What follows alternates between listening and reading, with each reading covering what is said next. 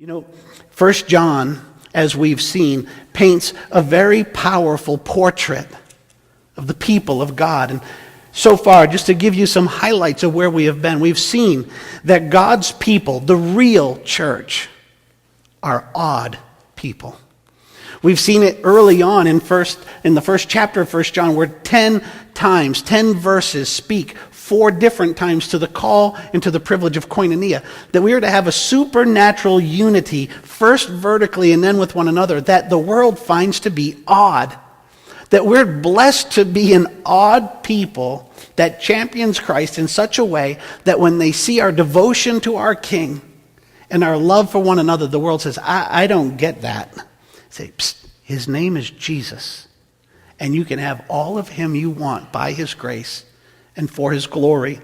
This koinonia, this odd koinonia, we've talked about this and said it is the expressed, lived out, supernatural love that indwells every believer. This is not the super duper Christians. This is the DNA of a Christian.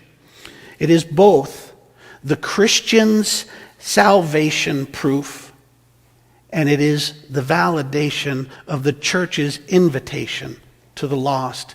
Jesus said, they will know you are mine by your love for one another. We're not only an odd people, church, but we are also an obvious people.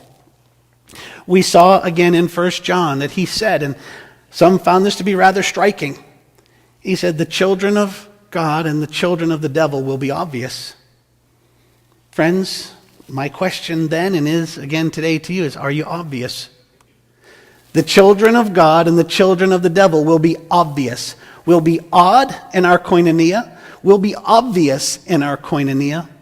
We saw last week that those that recognize Christ as the Son of God, those that recognize Jesus is the Christ, will also be obsessed in his love.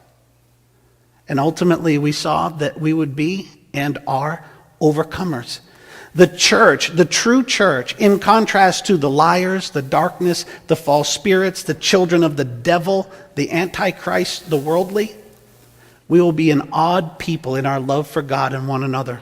We'll be an obvious people in our love for God and our love for one another.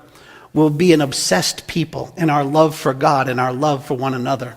And we'll be overcomers of Satan's world and his ways in our love for God and our love for one another. You see, friends, this represents in large part the tests. I've entitled our message this morning, Tests and Testimonies. And you'll see why as we go into chapter 5 of 1 John and look at verses 6 through 12. And we'll see 9 times in this short passage some form of testify or testimony. 9 times God is going to speak to his speaking to the world and our speaking to the world.